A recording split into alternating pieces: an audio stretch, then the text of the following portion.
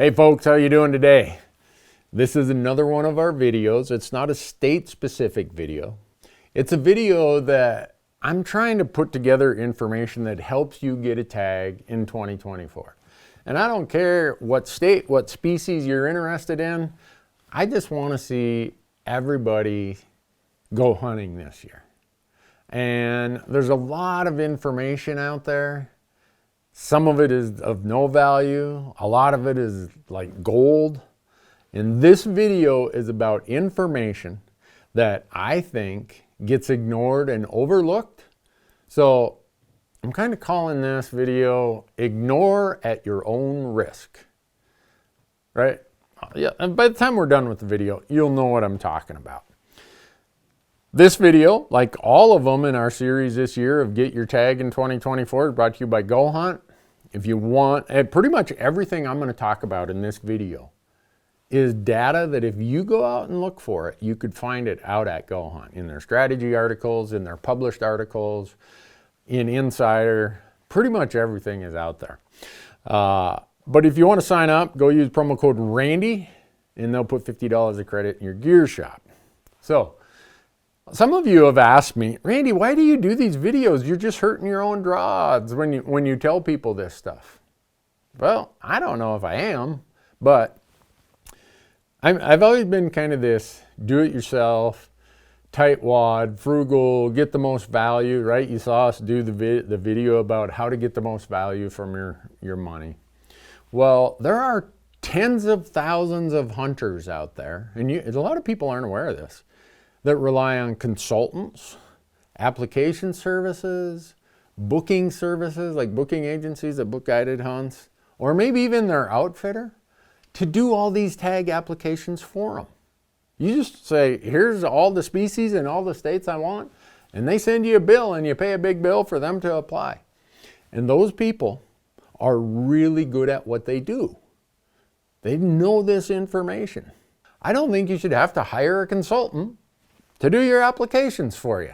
I want you to be your own consultant, and I'll never tell you applying this unit or applying that unit. I want to give you the tools and the information for you to go find your own unit that works for you for whatever state, whatever species. So I'm hoping that you find some value in this. And this video is going to come down to one question. Are you using all of the pertinent information that is out there to increase your odds of going hunting this year? That's the question. Are you using everything that is out there in the public domain to make your probability higher than it otherwise would be? It's taken me some years and some mistakes to put together this list of what I think this information is. And this is me and my nerdy way of searching for whatever data I think might paint a better picture of what I can expect the draw trends to be for the upcoming year. Okay? So many people base everything based on last year, which that's the foundation of where I start, but that's where they stop. So the science of art, well, maybe it's not a science, maybe it's an art of trying to project this human behavior of what applicants are going to do and how trends are going to change, requires an awful lot of data, requires discounting some data, and focusing on the stuff that really matters.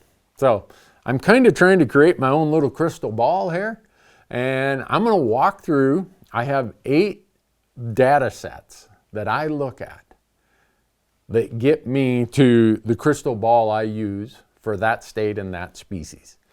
I know it's not perfect, but I think, maybe this is just me rationalizing the insane amount of time I spend on it, I think that every year or two I end up with an extra tag because of how I use this other data.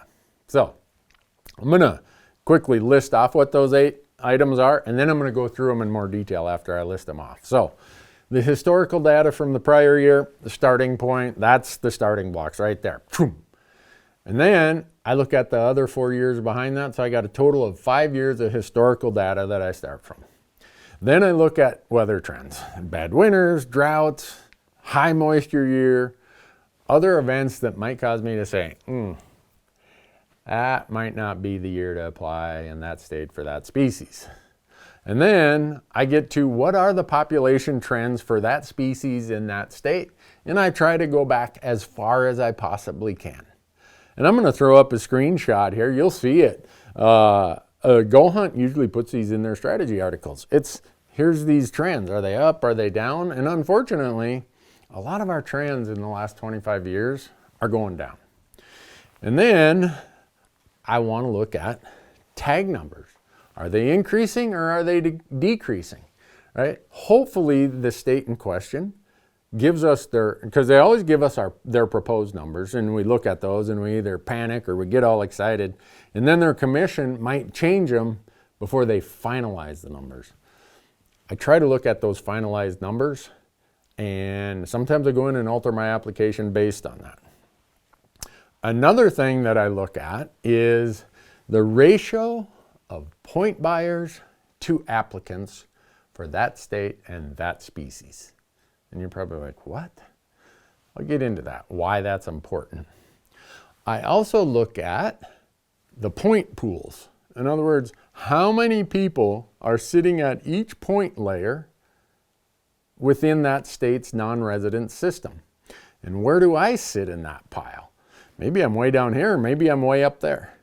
But I want to know how many people I'm competing against at each point level.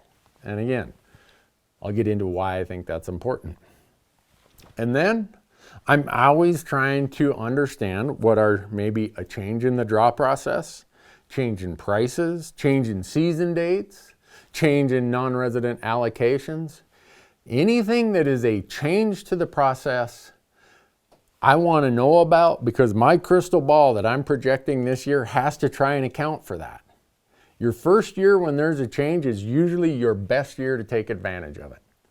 Once that change happens, then the next year when the odds are published, everyone says, oh, you see what happened last year when that change happened? I want to be the one who anticipates what happens. So anyhow, I'm going to go into some detail.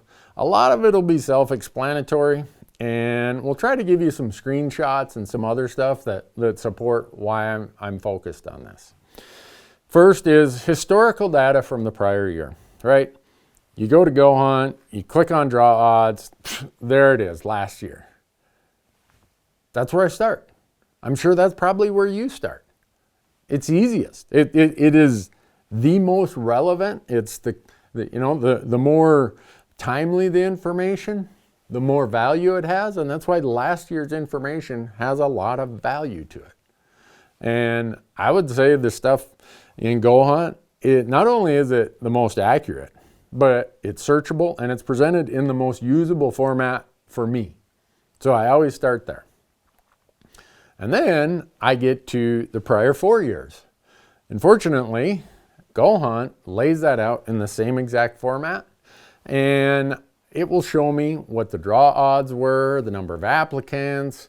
If you look down in the lower left, they also have the bar graphs of what were the tag numbers, what were the number of applicants. That's really helpful information, because if there's big fluctuations up and down, I'm like, what's causing that? Why? Or if there's a big trend that this unit is getting really popular, well, maybe some of the services that recommend units and do rankings of units, maybe the tag I had been thinking about hit their list and you'll see these big increases. No, you can only see that through multi-year trends. Well, usually when I see that, I'm looking somewhere else. So finding out what happened over the last 5 years, you could probably go back even further, but I've found 4 to 5 years is probably that sweet spot of, what's relevant and useful. The third thing I talked about is weather trends, right? Drought, maybe it's good moisture. Maybe this is a year I really want to tag. Or if it's a drought, maybe it's a year I don't want to tag. Maybe it's a hard winter, or maybe it's like this winter, right? You couldn't, this winter and last winter was brutal winter. Wyoming, eastern Idaho, northeast Utah, northwest Colorado just got creamed. This year is one of the most mild winters ever. This might be a really good year. Maybe we'll see some rebounds in numbers and the animals will come through the winter in really good shape so they can use all that energy for better antler growth and better body condition. So I want to know what that is, because it also has some impact likely on whether there's going to be tag cuts or tag increases. I talked about population trends, and it's somewhat driven, not completely driven, by the point I just talked about, weather trends, right? In Wyoming, Montana, if you have brutal winters, you're going to see populations go down. If you have droughts in the southwest states of Arizona, Nevada, New Mexico, you're going to see numbers go down. The opposite, you're going to see some trends when the weather improves. So there are other factors though. There's disease, there's big habitat changes, fires, all kinds of stuff that change the trend, the long-term trend lines of whatever species. Those are things you want to be looking at, because managers take that into account when they set their tag numbers. It also changes, well, do I really want to go there? The herd's on a decline. You know, the cow to calf ratio or the doe to fawn ratio is so low, I don't know that I want to go there. So I look at these population trends. They're really, really helpful in me. I'd say they prevent me from wasting an application or wasting some points. And then I get into tag allocations, right? In other words, how many tags are allocated for each hunt code? And I know what in that state what the non-resident percentage is, so I can kind of extrapolate that out. And earlier I talked about how there's proposed or recommended quotas, and then it goes to their commission or their approving body, and then it gets finalized. Well, usually before the application deadline, we end up with the proposals. And sometimes between the proposed and the final, things can go way up or way down. Well, if there's a unit where it was proposed here, but they added 20% more tags, I want to change my application and go there. So I have to be looking at what those allocations are. And I can't just look at the proposed numbers. I have to look at the finalized and approved numbers. And then I'm going to get into this one because I know people are wondering, what does this have to do with anything, Newberg? I like to look at the ratio of point buyers to applicants. And we'll throw a screenshot up here for Wyoming. In most years, only about 20% of the applicants of all the people who hold points in Wyoming for elk, only 20% of them even apply for a tag. The other 80% are just buying points, waiting for their turn. Well, why does that matter? Because the states with the highest percentage of, or highest ratio of point buyers to applicants are the states where point creep increases the fastest. And we can look at Wyoming, and we think there's been a lot of point creep now. Overlay Wyoming to Colorado. Colorado's system is about 15 years ahead of Wyoming's. If you think point creep is a bummer in Wyoming right now, a state where it has only 20% who apply for tags and 80% who are just buying points, that should tell you there's going to be a ton of point creep in Wyoming in the next 10 to 15 years. Because these people sitting on 15, 18 points, they're going to be jumping in to burn them. And they're going to take a unit that might have only took 12, and when they jump in, it's going to take 15. Why does that matter to me? Because if I'm down here in the lower part of that point pile, I want to be picking units where I can just be down here churning along, drawing every 3 years, every 4 years. I don't want to be playing the game against these big people, these big point holder people who are going to jump in. So if you're wondering about point creep and when your points are going to be worth the most, look at the states that have the highest ratio of point buyers, just, over here buying, compared to who actually applies for a tag. And you're going to see Wyoming and Utah have the highest ratios. So that gets to the next step that maybe I could have included this data set with number 6. And I want to see what is the number of double-digit point holders. And you might be wondering, well, why does that matter? Well, again, if you got a lot of double-digit point holders and you're down here in the single digits, that tells you the amount of point creep that's going to keep pushing you down and pushing you down as you hope, oh, well, someday I'll get that tag that takes 10 or 12 points. And you're at 6, you're like, oh, 6 years from now, I'll get that tag. No, these double-digit folks are going to keep bumping that up and bumping that up. So if you have a state with a lot of double digits, and I just arbitrarily picked double digits because for me in my mindset, anything 10 years and beyond, that's like a long-term investment. I'm usually looking down here below that, and I'm trying to figure out where are the easier to draw tags. I'm going to let all these double-digit folks fight over the really hard to draw tags, and I'm going hunting. And then I can use a couple examples for this last one probably, and that's changes in drawing processes, season dates, non-resident fees, or the non-resident tag allocations. These will shake up the system in a big way. And it'll shake it up for 3 or 4 years before it starts to stabilize again and people start taking into account those changes. So I said I'd provide some examples, and I already provided one earlier, but I'll say it again. Wyoming changed the non-resident tag allocation for moose, goat, sheep, and bison from 25% down to 10%. In other words, non-resident tags got cut by 60%. That's a huge, huge change. If you were looking at the 2022 draw odds, when you did your 23 application, you might have been like, oh boy, I'm going to draw this year. I got enough points for moose. Not when 60% of the tags get pulled away. Huge change. The people who saw that and adjusted accordingly probably had a better expectation of what was going to happen. Then look at what happened in Utah in 2023. They took all these rifle tags, not all of them, but a huge chunk of them, that they had been giving away in September, and a lot of non-residents are like, yeah, I could draw this September tag, but I want this one. So they were passing up some hunts they could have had along the way, and along comes Utah, changes the system, pulls most of those tags and put them in October and November. And now those hunts that people had passed on in prior years, they had enough points they could have drawn at 20 points. But they're like, no, I want this other one. Now they're left out. They're not going hunting in September. Their points towards a September hunt just went whoo, out the window. So they're going to have to reset their expectations for a November hunt, maybe an October hunt. Look what happened in Colorado when they came out with the 5-year season structure, and they said, we're going to shift our mule deer hunts way later into November.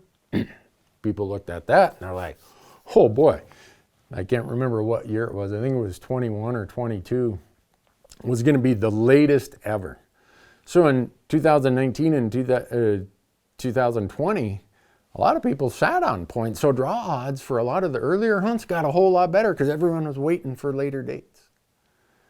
Take that stuff into account. Be paying attention, be looking at that. And the strategy articles that Go Hunt puts out there have all these changes. Any modifications, you're going to hear about it there. For me, I could probably go grab some other data points. I'll admit that I look at a few other ones, but these 8 sets of data probably account for 95% of my decision making. The other 5% is a few other data points, and some of it is just my personal biases of, well, I just want to hunt that area. I don't care what all this data says. I'd like to go hunt that spot. So that's kind of why or how I do it, but I want to go hunting every year. And I know you want to go hunting every year. And that's why I throw this stuff out there. Don't just be looking at last year's odds. Start from there, but add these other 7 items to your crystal ball. And I know all of you, or a lot of you, have been doing this kind of stuff. And some of you are using different data than I am. Some of you are placing a different priority on some of that data than I would. But that's the cool part about it. It's your strategy, your idea. You're kind of acting as your own consultant for your own applications.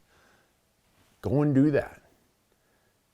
Be as complete as you possibly can, because the more complete your data that you use to build your crystal ball, the greater the chance that you're going to get that tag. And that's the whole idea of this. Every bit of this is for you. Go get your tag in 2024. So, pretty much all this information that I've covered, all 8 of these points, you're going to be able to find out there at Go Hunt. Yeah, it might be in this article, might be in that article, might be on this page of the Draw Odds, might be on this page of Filtering 2.0. But if you work at it, you will find most of this stuff out there. So, go out there, sign up. If you do, use promo code Randy. They'll put $50 of credit in your gear shop, or in the gear shop for you. But most importantly, go hunting this year, right? We only have so many hunting seasons. Go and hunt. Good luck. I hope you get that tag you were dreaming of for 2024.